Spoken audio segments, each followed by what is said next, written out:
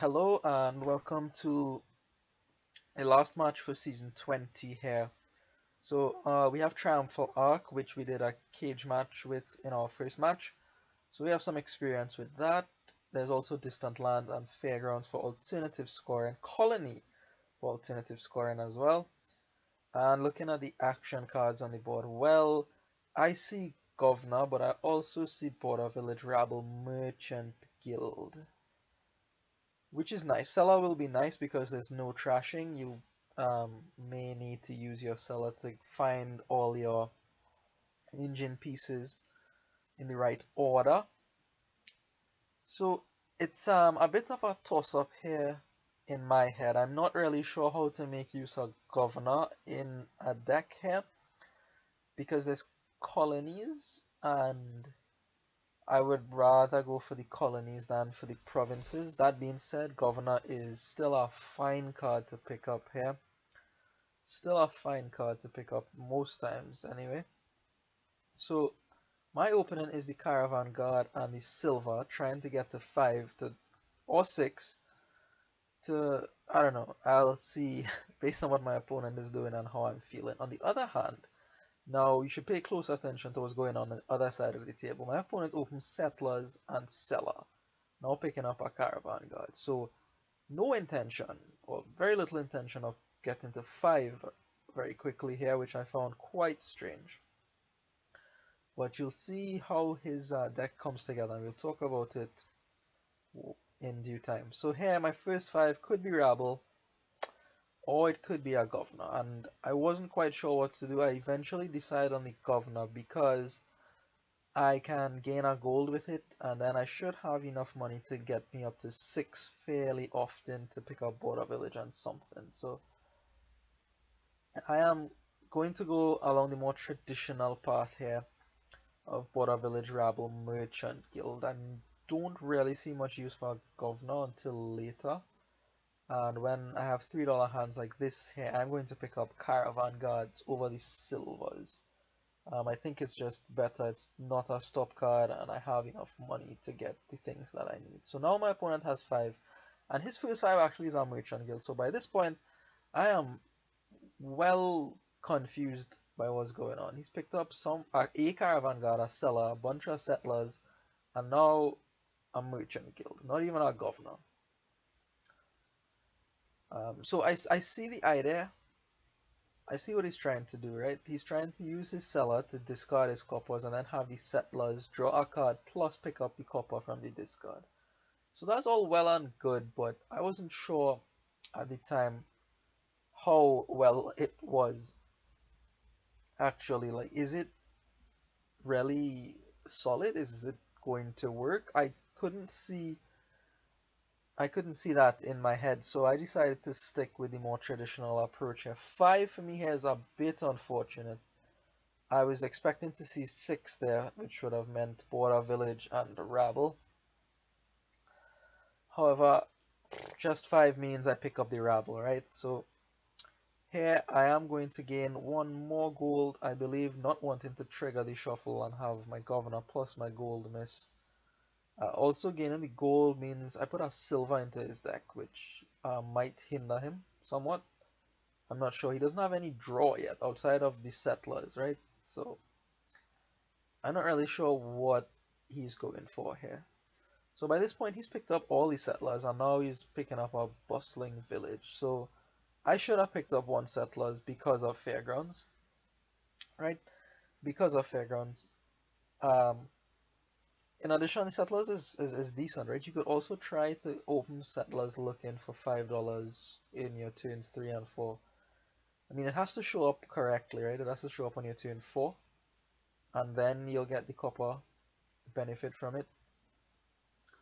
But I don't know, I prefer the Caravan Guard to do that with. Here, I'm just going to continue building my Border Village Rabble thing. So I thought about it a bit. 10 and 2 buys for my opponent, so this is a pretty good turn for him. Right, so things are actually coming together for him here. He goes for Border Village into another Merchant Guild and picks up a Cellar. So again, still no draw for my opponent. However, that's probably not the right way to think about it. Because Okay, when he plays his settlers, right, it draws one card, and if he's able to pick up a copper, it's drawn him a card. It's acted as a lab in that instance. So if he's able to sort his deck out properly, he has 5 labs in his deck, which is impressive. He's paid $2 for those things too. So finally my opponent picks up a rabble here. So now he has some more traditional draw. Here, unfortunately, I have to go searching with my governor for a border village. Unfortunately, I do find one. So that is the settlers we talked about, right? Now he has the bustling village. So what he can do with his cellars now is actually discard the settlers as well, and the bustling village will pick up his settlers, and his settlers will pick up a copper. So the bustling village will draw an additional card, and his settlers will draw an additional card. So that's like 2 sets of labs, if he could order things properly. So we'll see. Here I have a lot of money and too few buys, so I'm gonna pick up second merchant guild here. So my opponent also has 2. Now I'm picking up my second here, alongside a rabble. So I'm looking nice and traditional on this side. You've seen this stuff before. For me, on the opposite side is completely new and different, right?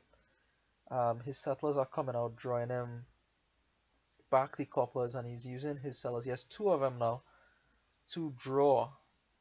And now, actually, I think, yeah, he's able to get up to the end of the deck here. And this is new. This is nice. This is very pleasing to see here, making full use of the Empire's novelty to get something rolling here. So he comes up with 15 and 3 buys, which is real good. Piles out the border villages, picking up guilds along the way. And, oh, sorry, 1 guild and a rabble and another cellar. So, be that as it may, that he has 5 labs in his settlers, and, well, I guess an additional lab in his bustling village, he is still behind in the rabble draw, right? So he has, what, 2 rabbles now. I have the rest, which is 4. And rabble does draw more than a lab does. So maybe I'm ahead in the draw situation right now. There he was able to go through his entire deck, but not pick up his entire deck in his hand. I think so. I think he wasn't able to draw his entire deck. So here I'm also not able to do so, but I believe I'm a lot closer to doing so than my opponent. But maybe I'm not that much closer. And in fact, I mean, you don't really want to draw your deck, right? You just want to draw all the money out of your deck, which is what he's doing.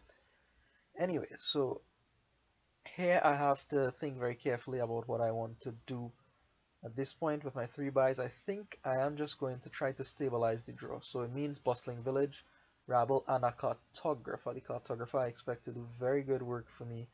Just hoping to smooth things out, have reliable draws, and hopefully that reliability will see me through till the end of the game here, because I believe my opponent isn't so reliable, right? He has to order his settlers properly so that it triggers, first of all, and also he doesn't have that many rabbles to get him a lot of draw going. So hopefully, I am thinking that I'm a little bit more reliable, especially now with the cartographer, but I have no intuition for what is going on the opposite side of the table. I have no idea how good his deck is, how reliable it is.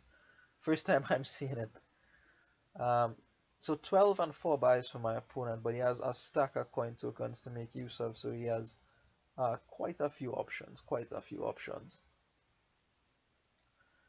At this point, he goes for a couple governors, I believe, and another merchant guild. So he has a bit of draw or gaining potential, but perhaps more importantly, that he has 13 coin tokens on his mat now. So somehow he's strung together this deck that looks quite strong, perhaps better than mine, I'm starting to think at this point in the game here. This is a stall turn for me. He flipped a bunch of good stuff with his rabble, so I expected this stall turn this turn. And what I'm gonna do here is just pick up a colony. I feel like I have the worst deck and I have to make this game as short as possible. Piles are also somewhat thin. 3 Rabbles, 3 Bustling Villages, 5 Caravan Guards, 6 Cellars. He has the lion's share of the plus buy. I believe he has 4 of those guilds, which gives him 5 buys. And he has now a couple governors, which gives him some additional gains. So I have to be a little bit concerned about Piles. Here he isn't able to draw everything. He still has a decent turn, getting 3 guilds into play though. Very decent turn here, and he should be looking to make use of all his plus buys here. Instead goes for a colony and nothing else. Just going for the colony there. Potentially if he had bought a few things there, he could have put himself in a very strong position with his coin tokens, but I'm not really sure what you buy there. Maybe 2 governors. It's hard to say to buy just Bustling Village Rabble, but I mean the piles are thin, right? I also have a governor to remodel things into, and I have some plus buy, so. But he could have catered for that, right? I can only gain, what, 4 things? But oh well, this is what we have in front of us here. So now we are both at, I believe, maximum for our Triumphal Arc points. I'm not sure what he's getting his Triumphal Arc points on. I'm getting mine on my Rabbles, because I have 5 border villages and 5 Rabbles. Again, as we noticed in the cage match, it seems like your draw cards tend to be the one that count for the arc. Alright, so another turn here, 15 and 3 buys for me, but I have some coin tokens, but I don't want to spend any. I want to accumulate because my opponent is kind of exerting pressure on me with those 11 coin tokens. If he just needs to find border village and a couple merchant guilds, and he'll have a decent turn just because of the stack of coin tokens he has there. So I am not going to spend any of my banked tokens, instead picking up a colony and a couple of cellars. Running the cellars here doesn't really affect the pile out conditions for my opponent. I believe the bustling villages and the rabbles thinner piles, and he has the cash to do that, I believe, if he finds everything anyway. So the colony gives me a points cushion, and the rabbles hopefully will get me some stability as well. So here, this is scary because he's starting to draw his entire deck, and I haven't seen any governors come out. He's doing this solely from his rabbles and his settlers and his cellars. And I'm starting to count money in his deck now. I'm not quite sure how much he has. He has a couple silvers, maybe? He also has the governor gains, right? And he's up to the end of his deck nearly here. So I thought maybe he had a win here. I wasn't entirely sure. Not entirely sure. But to get the win, I felt like he would have to remodel with his governor. And in that case, I can convert one of my 5 costs here into a fairgrounds for some additional points. So he converts our border village into a province, and I turn in one of my rabbles for a fairgrounds.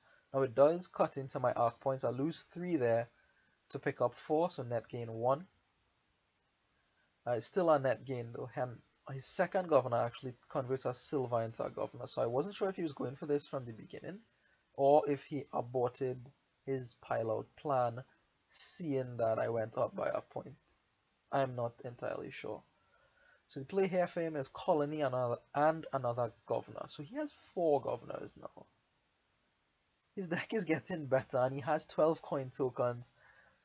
Things look very scary. He still has his full quota from the arc as well. If I want back those 3 points, I have to purchase a rabble. Nothing else will do it for me. So having a good turn here. One good thing with having multiple rabbles, I hope this would be one benefit too, as opposed to going for the settlers bustling village draw thing, is that I could potentially pin my opponent with green cards, and he has a few of them now, so hopefully my rabbles can do good work. I do have 1 less now, but 4 rabble strong attack is pretty good still, I feel. Now here I am going to leave a rabble on top of the deck actually, and just draw into my merchant guild. I do not want to trigger the shuffle. Feel like there's a lot of junk in the shuffle, especially after I discarded a bunch of things with my Cellar. So just getting the Caravan Guard out here and a single Merchant Guild. So, what does he play for me here? I still have my Governor to use, and I am going to use it on a border village, I believe, here to convert it into province. My Fairgrounds will now be worth 6 points, so this is a big points play for me here. 6 from the province, plus I get 2 more from the Fairgrounds, and now subsequent Fairgrounds will be worth 6 points for me. So my opponent converts one of his guilds into a Fairgrounds, and here, I don't know, this is, you need to be very, very careful here, right? Like, what is your play here? What is your play here? I think my play here is just to pick up a single colony. I don't think he could get 3 of them. Remember, I'm trying to truncate the game still at this point. Don't think he could get 3 of them. So just take a single colony, hold on to my coin tokens, and threaten maybe double colony at some point in the near future. So right now, I don't think he can safely take a colony. I don't think that's possible from him, because he has to worry about me picking up double colony if he does a single colony. None of that actually happens. He ends up having a stall turn. I believe here, his last turn, I noticed that I flipped both his rabbles. So I felt like, okay, even if I take the colony and I stall like I do here, I will have another turn to catch up. So I felt like I had the time to bank the tokens in this case. 6 now, Fairgrounds for me, and I'm going to pick up the copper now just for the coin token. Perhaps he won't stall here, but still, even with not stall, I don't think he could get triple colony to finish the game. And because I flipped his rabbles, it means he has to use his governors for draw, which I am thrilled with. 1, I get the extra card, which helps me draw a little bit. 2, he is not using it for a gain to help end the game. Pretty happy he had to use his governors for draw here, and he triggers the shuffle finally. Now he has an opportunity to see his rabbles, and he does. But by this point, he's used 3 of his 4 governors for draw, and I feel pretty safe. He just has 1 left. He doesn't have any platinum to remodel colonies into. I don't think he could end the game on me on this turn. He would also need to overcome a points deficit to do so. And at this point, he decides to just go all in here, take a shot and hope I stall, picking up colony, province, and a cop off with the coin tokens. He didn't get all the way through his deck, so his hand is probably bad. I only have the 1 governor though, so I won't be drawing him too many cards, even if I do choose to draw him cards. At this point, I just make a quick check to see what exactly I need to end the game. Well, I need to find my Merchant Guild, which I think is in my remaining cards, but it actually isn't in my remaining cards. Both of them got flipped by the rabble. I hadn't noticed that, which is bad of me.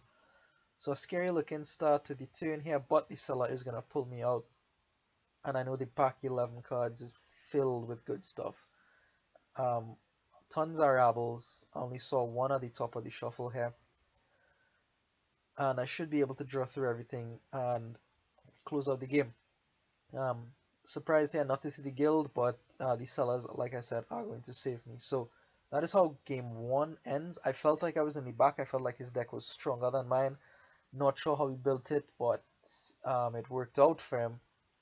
And because of that, I played the end game in the way that I did. I tried to truncate the game as best as possible, and managed to come out with the win here. So thanks for watching, and yeah, just keep an eye on your end games. They can change the course of the game. Thanks for watching.